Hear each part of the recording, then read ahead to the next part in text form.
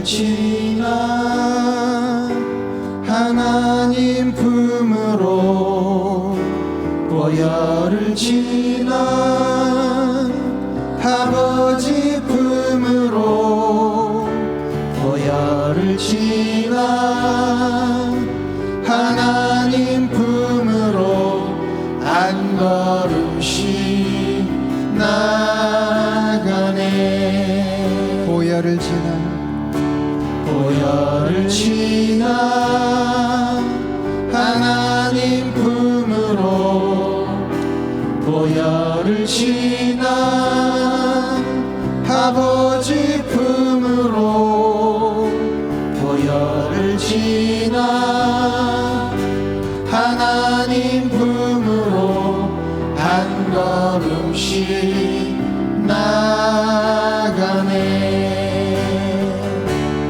존귀한 주 보혈이 내 영을 새롭게 하시네. 존귀한 주 보혈이 내 영을 새롭게 하네. 보혈을 지나 하나님 품으로 보혈을 지나 아버지 품으로 보혈을 지나 하나님 품으로 한 걸음씩 나가네. 존귀한 주 보혈 존귀한 주 보혈이 내 영을 새롭게 하시네. 존귀한 주 보혈이 내 영을 새롭게 하네. 존귀한 주 보혈 존귀한 주 보혈이 내 영을 새롭게 하시네. 존귀한 주 보혈이 내 영을 새롭게 하네. 당신은 영광의 왕, 당신은 평강의 왕, 당신은 하늘과 땅의 주, 당신은 정의의 아들. 천사가 무릎 꿇고 예배하고 찬송하네. 영원한 생명 말씀, 당신은 예수 그리스도주. 호산나 다윗의 자손께, 호산나 불러 왕 중의 왕. 높은 하늘에 영광을 예수 주 메시아네. 주님은 영광의 왕 주님은 영광의 왕, 주님은 평강의 왕, 주님은 하늘과 땅의 주, 주님은 정의의 아들. 천사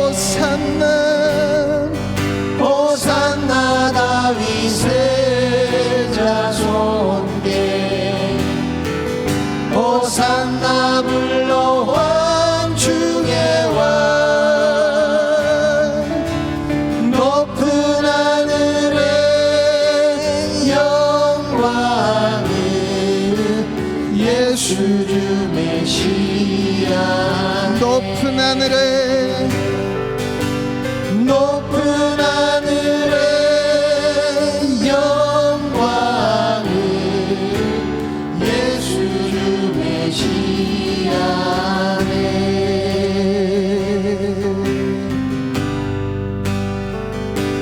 주님을 사랑한 기쁨을 그 즐거움을 빼앗기지 않게 하소서 주님을 사랑한 기쁨을 그 즐거움을 빼앗기지 않게 하소서 주님을 사랑하는 주님을 사랑한 기쁨을 그 즐거움을 빼앗기지 않게 하소서 주님을 사랑한 기쁨을 그 즐거움을 빼앗기지 않게 하소서 예수 예수 예수 예수 주님을 사랑합니다 예수 예수 예수 예수 주님을 사랑합니다 주님을 사랑하는 주님을 사랑한 기쁨을 그 즐거움을 빼앗기지 않게 하소서 주님을 사랑한 기쁨을 그 즐거움을 빼앗기지 않게 하소서 예수 예수 예수 예수 주님을 사랑합니다 예수 예수 예수 예수 주님을 사랑합니다 호산나 호산나 호산나 어서 오소서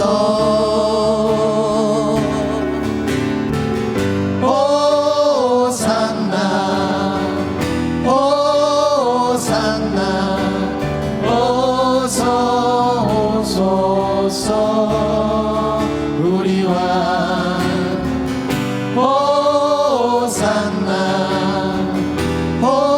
호산나 어서 오소서 우리와 호산나 호산나 어서 오소서 우리와 오직 예수 이름에 능력 있네 예수 이름에 치유 있네 예수 이름에 권세 있네 오직 예수 이름에 회복 있네 예수 이름에 자유 있네 예수 이름에 구원 있네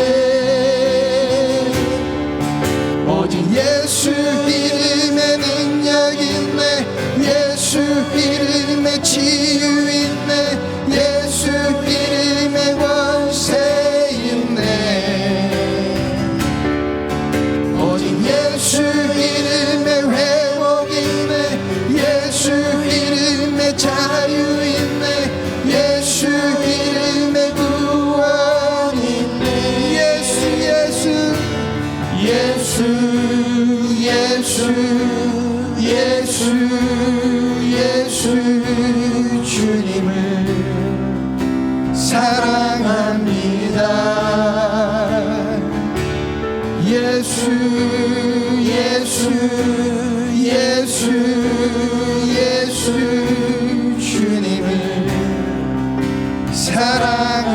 다시 한번 고백합시다. 예수 예수 예수 예수 예수 예수 주님을 사랑합니다. 아멘.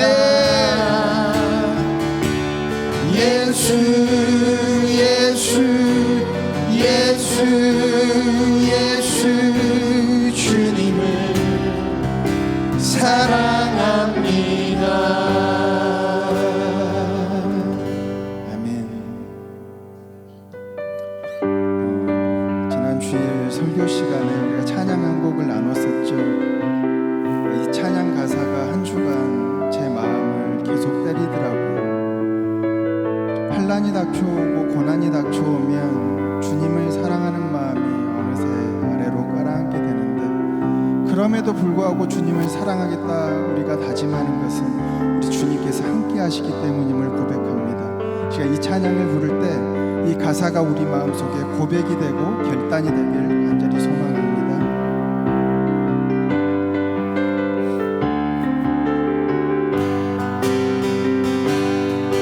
환난이 닥쳐와도 슬픔이 몰려와도 나는 찬송할 수 있다네. 그것은 주님의 사랑, 그것은 주님의 능력, 내 맘속에 늘 함께 가득하네. 환난이 닥쳐와도 환난이 닥쳐와도 슬픔이 몰려와도 나는 찬송할 수 있다네. 그것은 주님의 사랑, 그것은 주님의 능력, 내 맘속에 늘 함께 가득하네. 일어서리라 예수의 이름으로 일어나리라. 주님의 능력으로 결코 죄악 세상과 새 나를 잊지 못하리. 주님이 항상 내 곁에 함께하네. 쓰러진 것 같으나 쓰러진 것 다시 일어날 수 있음을, 다시 일어날 수 있음을 주님 말씀 붙들고 확신하네. 넘어진 것 같으나 다시 회복할 수 있음을 주님 약속 믿고서 기도하네. 일어서리라 예수의 이름으로 일어나리라. 주님의 능력으로 결코 죄악 세상과 새 나를 잊지 못하리. 주님이 항상 내 곁에 함께하네. 일어서리라 일어서리라 예수의 이름으로 일어나리라. 주님의 능력 아멘. 결코 죄악 세상과 새 나를 잊지 못하리. 주님이 항상 내 곁에 함께하네. 주님이 항상 내 곁에, 주님이 항상 내 곁에 함께하네. 주님이 항상 내 곁에, 주님이 항상 내 곁에 함께하네. 언제나 우리와 동행하시는 분이니께 영광의 박수 올려드립니다. 할렐루야.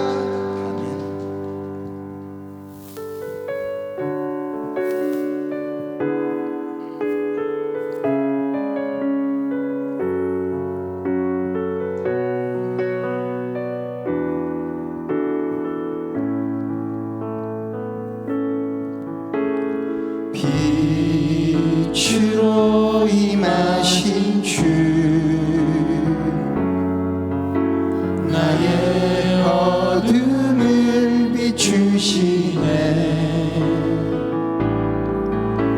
내 안에 연약한 모든 씻어주시고 나를 귀히 여기사 안으시네.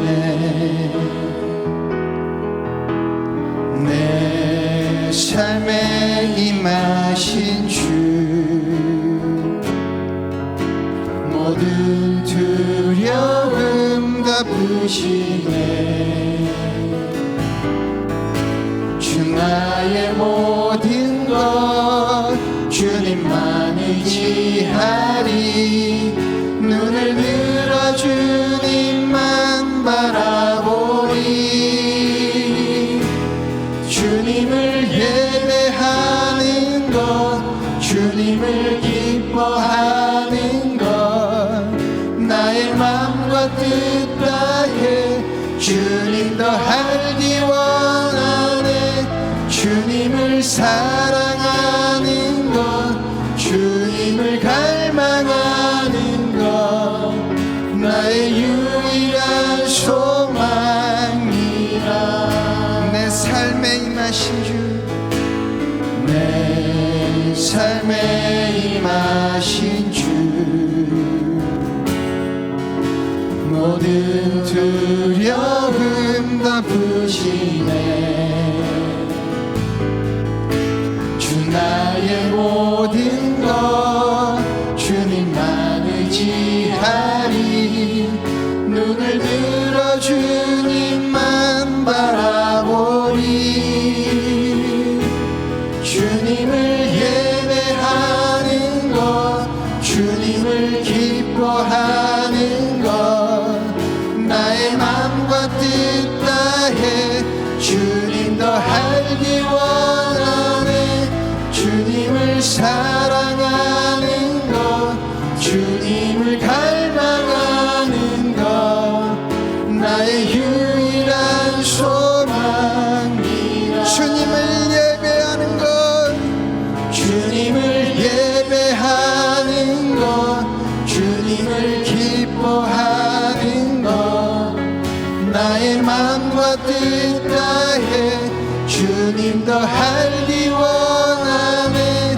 주님을 사랑하는 것 주님을 갈망하는 것 나의 유일한 소망이라. 나는 찬양하리라. 주님 그 이름 찬양. 예수 크신 주 이름 나 찬양하리라. 나는 찬양하리라. 주님 그 이름 찬양. 예수 크신 주 이름 나 찬양하리라.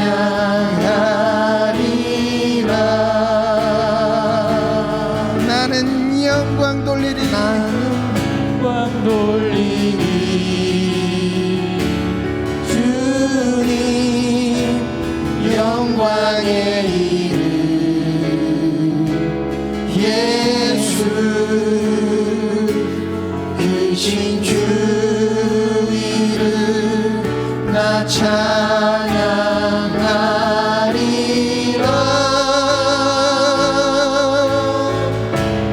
나는 영광 돌리리.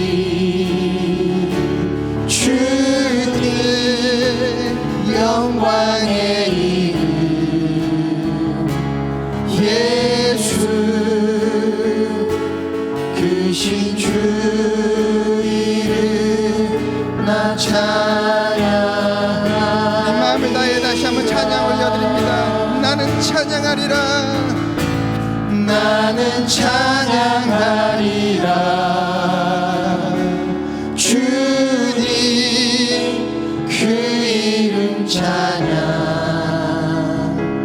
예수 크신 주 이름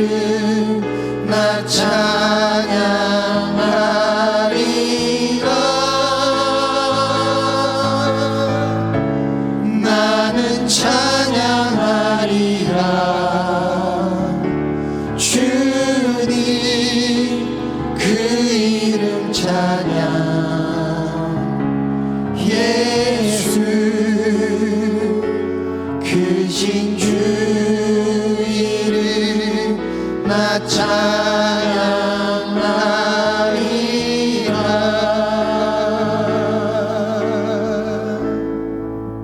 아멘. 하나님 말씀 함께 보겠습니다. 오늘 우리에게 주신 하나님 말씀은 누가복음 19장 28절부터 36절 말씀입니다. 누가복음 19장 28절부터 36절 말씀을 제가 봉독하겠습니다. 예수께서 이 말씀을 하시고 예루살렘을 향하여 앞서서 가시더라. 감람원이라 불리는 산 쪽에 있는 벳바게와 베다니에 가까이 가셨을 때 제자 중 둘을 보내시며 이르시되 너희는 맞은편 마을로 가라. 그리로 들어가면 아직 아무도 타보지 않은 나귀 새끼가 매여 있는 것을 보리니 풀어 끌고 오라. 만일 누가 너희에게 어찌하여 푸느냐 묻거든 말하기를 주가 쓰시겠다 하라 하시매 보내심을 받은 자들이 가서 그 말씀하신 대로 만난지라. 나귀 새끼를 풀 때 그 임자들이 이르되 어찌하여 나귀 새끼를 푸느냐 대답하되 주께서 쓰시겠다 하고 그것을 예수께로 끌고 와서 자기들의 겉옷을 나귀 새끼 위에 걸쳐놓고 예수를 태우니 가실 때 그들이 자기의 겉옷을 길에 펴더라. 아멘.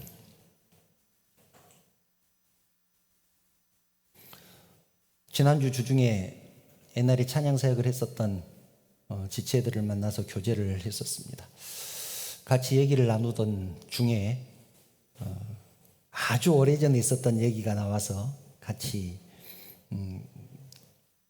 얘기를 나눴었는데 그 얘기를 잠깐 소개를 하고 말씀을 나누려고 합니다. 제가 청년 때죠. 그러니까 굉장히 오래전 일입니다. 그때는 찬양팀을 하는 것이 너무나 열악하고 어려웠었습니다. 워낙 환경이 열악하다 보니 찬양팀이 연습할 곳도 마땅치가 않았습니다. 다들 연습실이 없어서 쩔쩔매고 있을 때 플로우라는 찬양팀이 있었는데 그 팀의 리더 형제가 제가 연습실을 구할 수 있겠냐고 물어봤습니다. 저는 고민하다가 제가 그 연습실을 어떻게 해줄 방법은 없고 고민하다가 광주에서 그 당시에 제일 크다고 소문났던 교회 목사님을 찾아갔습니다. 찾아가서 연습실을 좀 사용할 수 있게 해달라고. 교회가 크니까 빈 공간도 많을 테니 그 중에서 한 곳을 연습실로 사용할 수 있게 해달라고 부탁을 드렸습니다. 지금 생각해봐도 참 맹랑한 청년이었다 싶습니다. 느닷없이 청년하다가 찾아와서 연습실을 내놓으라고 하면 담임 목사님 입장에서 어떻겠습니까?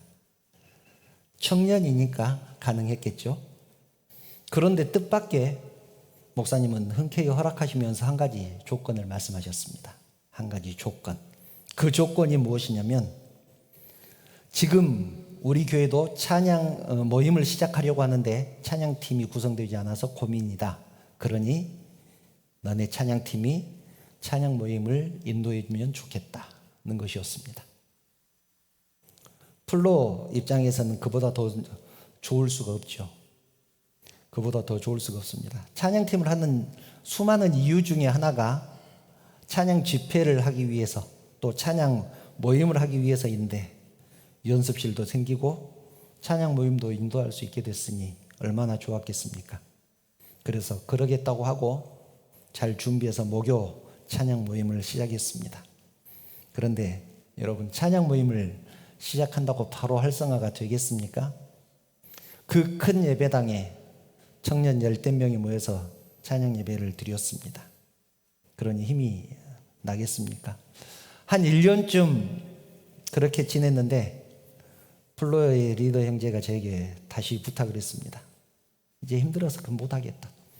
10대 명 데리고 이 큰 예배당에 10대 명 앉혀놓고 찬양 인도하는 것 힘들어서 그만해야 되겠으니 목사님한테 말씀을 좀 드려주면 좋겠다.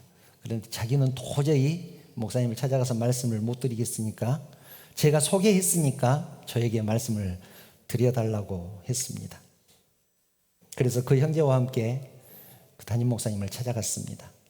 자초지정을 쭉 듣던 목사님이 물어봤습니다. 그 형제에게 물어봤습니다. 형제는 하나님을 하나님으로 인정하시나요? 정확한 워딩은 기억 안 나는데 이 내용이었습니다. 하나님을 하나님으로 인정합니까? 그 형제가 대답했죠. 당연히 인정합니다. 당연히 인정합니다. 그러니까 찬양 사역도 하려는 것 아니겠습니까? 그랬더니 목사님이 말씀하셨습니다. 그러면 죽었다 생각하고 계속하세요. 죽었다 생각하고 계속하세요. 목사님이 그렇게 말씀하시니까 감히 더 이상 대꾸하지 못하고 알겠다고 대답하고 나왔습니다. 그리고 이제 찬양 모임을 계속하게 됐습니다. 그렇게 몇 년이 지났습니다. 제 기억으로는 한 10대 명 앉혀놓고 최소한 2년, 3년 정도가 지난 것 같습니다. 그런데 점점 찬양 모임은 활성화됐고 청년부도 정말 많이 부흥하게 됐습니다. 그리고 성도들도 많아져서 지금은 광주에서 제일 큰 교회 중에 하나가 됐습니다.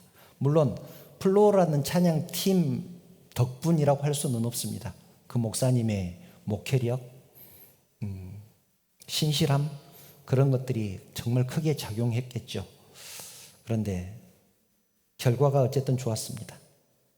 그 주에 우리가 찾아갔던 그 주에 보통 때는 찬양 모임을 하면 거기에 부목사님들이 10명, 12명 그렇게 되시니까 부목사님들이 이렇게 돌아가면서 찬양 모임 때 설교를 했었는데 그 주에는 담임 목사님이 설교를 하셨습니다.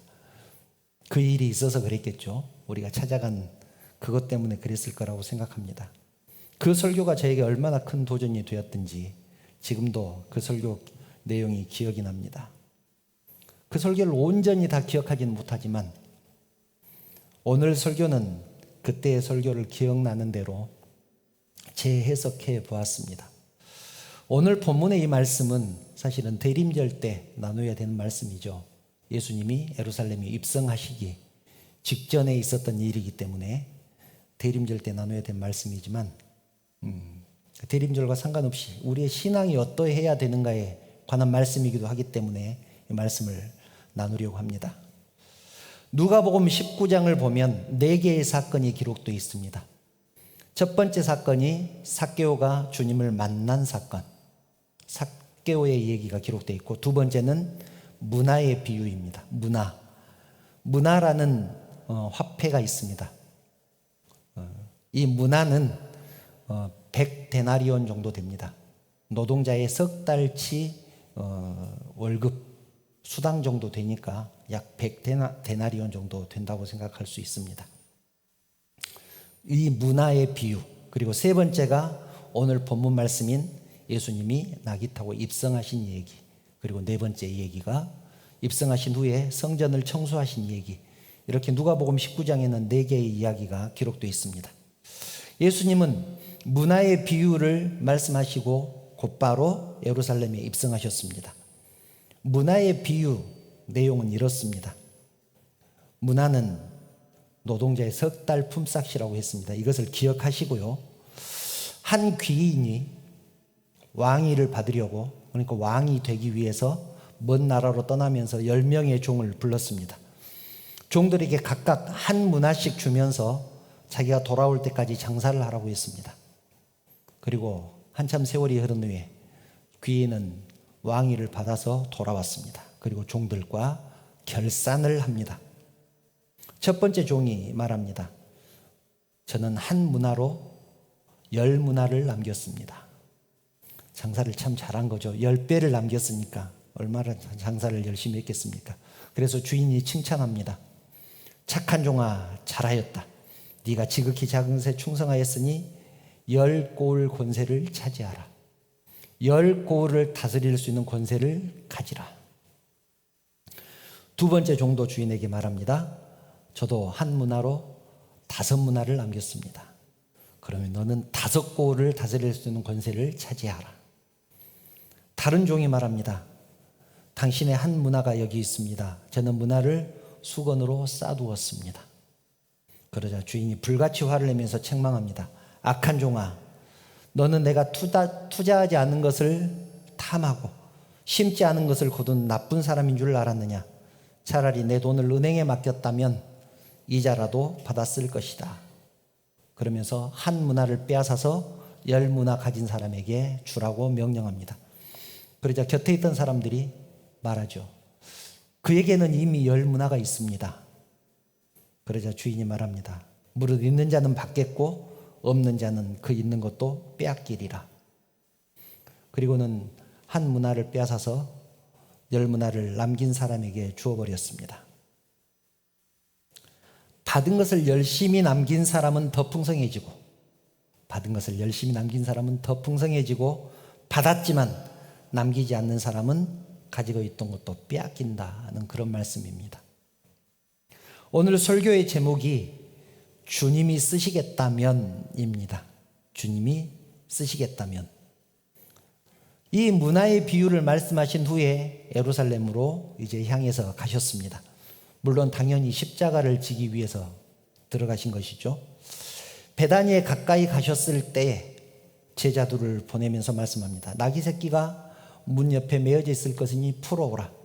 왜 가져가냐고 누가 묻거든 주가 쓰시겠다 하라. 주님이 쓰시겠다 해라. 여기에서 그 말씀이 나오죠. 주가 쓰시겠다 하라. 여러분, 주가 쓰시겠다는 이 말씀은 누구도 거역할 수 없는 전능하신 하나님의 말씀입니다. 전능하신 하나님만이 하실 수 있는 말씀입니다. 내가 너를 쓰겠다. 누가 그 말씀을 감히 하겠습니까? 하나님만이 하실 수 있는 말이죠. 나귀 새끼도 마찬가지입니다. 그 나귀를 하나님이니까 내가 쓰겠다. 그렇게 말씀하신 것입니다. 여러분, 예수님은 왜 새끼 나귀를 선택하셨을까요? 어차피 만물의 주인이시잖아요. 예수님은 만물의 주인이시니까 잘 길들여진 사람도 많이 태워봤던 어미 나귀나 아니면 더 나아가서 기왕이면 승마 정도 할 수 있는 또 마차도 능히 끌 수 있는 그런 말을 가지고 오라고 했으면 훨씬 더 좋았을 텐데 또 그 정도 말을 타야 훨씬 더 폼도 나지 않겠습니까?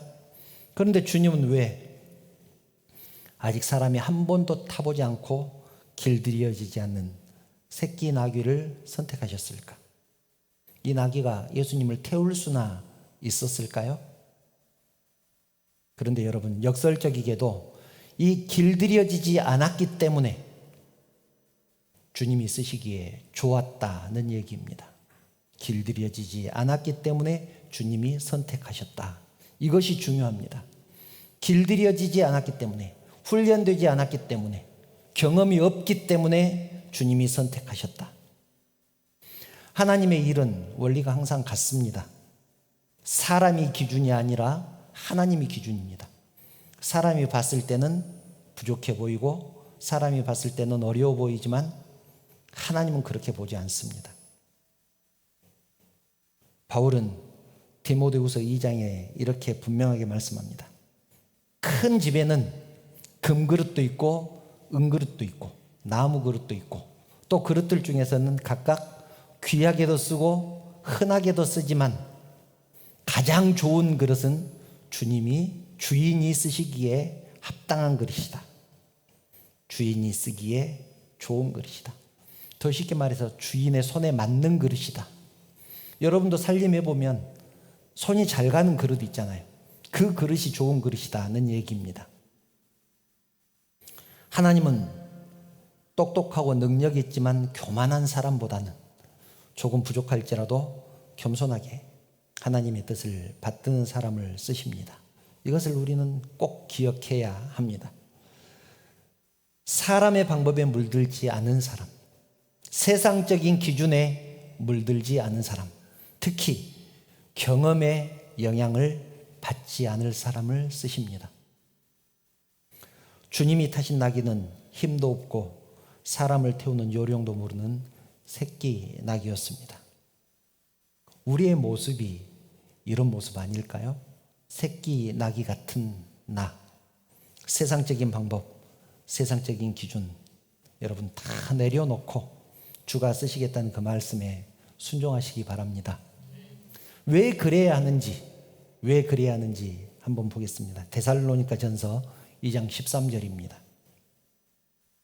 제가 읽어드리겠습니다. 이러므로 우리가 하나님께 끊임없이 감사함은 너희가 우리에게 들은 바 하나님의 말씀을 받을 때에 사람의 말로 받지 아니하고, 하나님의 말씀을 받을 때 사람의 말로 받지 아니하고 하나님의 말씀으로 받음이니 진실로 그러하도다. 이 말씀이 또한 너희 믿는 자 가운데서 역사하느니라.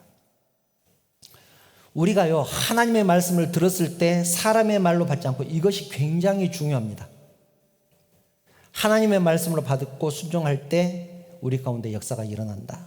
여러분, 하나님의 말씀은 사람을 통해서 전달됩니다. 사람이 여러분에게 하나님께서 이렇게 말씀하셨습니다 라고 하지, 하나님께서 여러분들에게 직접 말씀하시지 않잖아요. 사람을 통해서 전달됩니다. 교회 지도자나 목사나 리더들을 통해서 전달되죠. 그런데 그것을 사람이 하는 말로 받으면 아무 일도 일어나지 않습니다. 그렇지만 하나님의 말씀으로 받고 순종하면 역사는 일어납니다. 선지자의 경고를 하나님의 말씀으로 받지 않고 우습게 여기고 순종하지 않았다가 멸망당한 사람들이 있었습니다. 노아 시대의 사람들이었습니다. 노아가 경고를 했죠. 물로 심판하실 것이다. 그리고 노아는 방주를 짓습니다. 몇 년 동안 지었습니까? 무려 120년 동안. 120년 동안 아무 일도 일어나지 않았습니다. 그러니 사람들이 어떻게 생각합니까? 노아, 너는 그렇게 생각해라.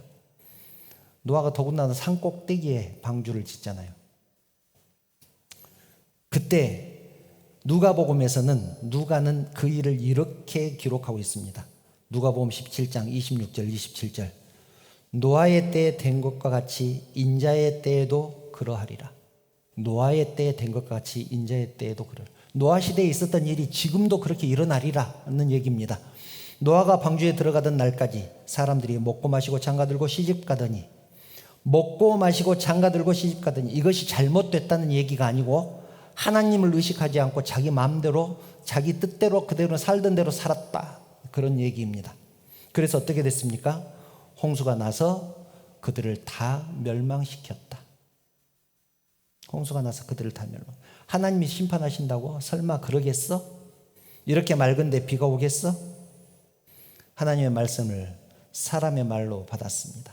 그것은 노아 너 생각이고, 그래서 어떻게 됐습니까? 홍수가 나서 그들을 다 멸망시켰다. 예수님도 말씀하죠. 노아의 때와 같이 지금도 그러하리라. 지금도 그러하리라. 문화의 비유에서 임금님이 이렇게 불같이 화를 낸 이유, 누가복음 19장 26절부터 27절을 보면 그 이유가 기록되어 있습니다. 주인이 이르되 내가 너희에게 말하노니 무릇 있는 자는 받겠고 없는 자는 그 있는 것도 빼앗기리라. 한 문화를 빼앗아서 10문화 가진 사람에게 줬죠. 그리고 27절, 그리고 내가 왕됨을 원하지 아니하던 자 저 원수들을 이리로 끌어다가 내 앞에서 죽이라. 문화를 수건에 싸둔 종 이리로 끌어다가 내 앞에서 죽이라. 그리고 죽게 된 근본적인 원인 27절, 내가 왕이 되는 것을 원치 않았기 때문에, 나를 왕으로 인정하지 않았기 때문에. 왕의 말에 순종하지 않는 것은 왕으로 인정하지 않는 것입니다. 하나님의 말씀에 순종하지 않는 것은 하나님으로 인정하지 않는 것입니다. 얼마나 무서운 말씀입니까? 여러분, 달란트 비유나 문화의 비유는 거의 같은 비유죠. 이 탤런트라는 말이 재능이란 말인데 달란트에서 왔습니다. 그 말이. 이 탤런트의 어원이 달란트죠. 달란트를 땅에 묻어두거나 재능을 땅에 묻어둔 것이나 문화를 수건에 싸둔 것이나 같은 말입니다. 이것은 하나님을 하나님으로 인정하지 않는 것이고, 하나님을 만왕의 왕이심으로 인정하지 않는 것이고, 하나님이 내 인생의 주인 되심을 인정하지 않는 것입니다. 성도가 자기에게 맡겨진 일에 순종하지 않는 것은 하나님 말씀을 사람의 말로 받았기 때문이고, 그것은 목사님 생각이고 그것은 집사님 생각이고, 그런데 여러분 좀 더 깊게 들어가 보면 그렇게 말하는 좀 더 근본적인 이유를 찾아보면 하나님을 하나님으로 인정하지 않았기 때문이라. 얼마나 무서운 말씀입니까? 그러니 여러분 누군가가 권면할 때 신중하게 생각하시기 바랍니다. 여러분이 말씀에 순종하면 하나님은 여러분의 인생을 책임지실 것입니다. 아멘. 이제 말씀을 정리합니다. 예수님은 제자들을 보내시면서 아무도 타본 적이 없는 새끼 나귀를 끌고 오라고 하셨습니다. 나귀 입장에서, 이 새끼 나귀 입장에서 이렇게 생각할 수 있죠. 아니, 힘센 어른 나귀들 다 두고 왜 하필 나야? 왜 하필 접니까? 경험 많은 나귀들, 능력 많은 나귀들 다 두고 왜 하필 접니까? 문화를 수건에 쌓아둔 것은 하나님을 하나님으로 인정하지 않았기 때문입니다. 주님이 어린 나귀를 선택한 이유, 어린 나귀는 하나님을 하나님으로 인정하지 않은 짓은 하지 않습니다.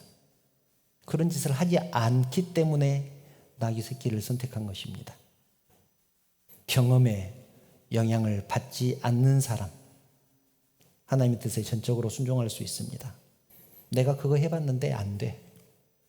그런 말씀 하지 않기를 바랍니다. 예수님이 성전을 청소하신 이유, 주님 저는 거룩해야 되기 때문이죠.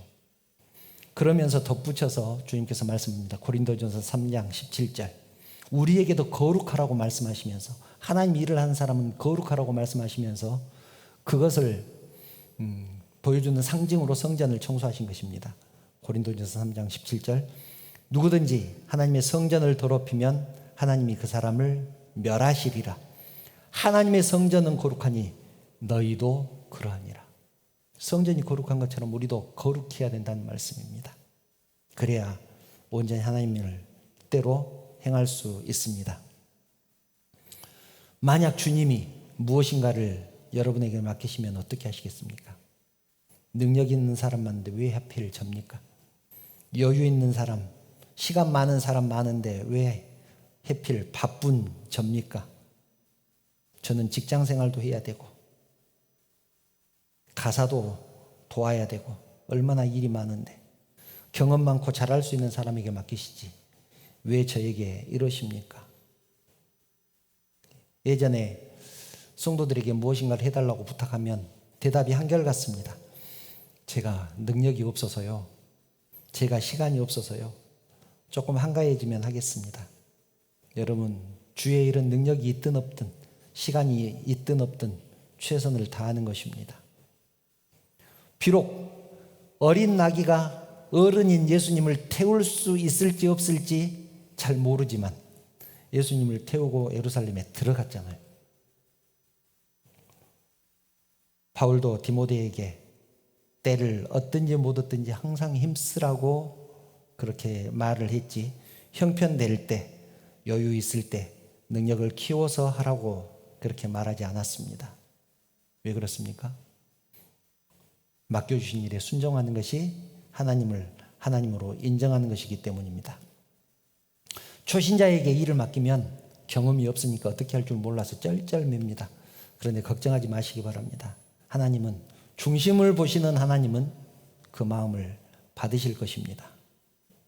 여러분에게 무언가를 맡길 때 주님이 쓰시겠다는 그 말씀이 그 속에 들어있다는 사실을 기억하시기 바랍니다. 내 주인이 나를 쓰시겠다는데 세상의 경험, 노하우, 세상의 지식 아무것도 없지만 나귀 새끼처럼 순종해야 되지 않겠습니까? 그래서 순종하는 자에게 주시는 축복, 열골 권세를 차지하는 영광, 예수님을 태우고 예루살렘에 입성하는 축복, 그 영광 다 받으시기를 축원합니다.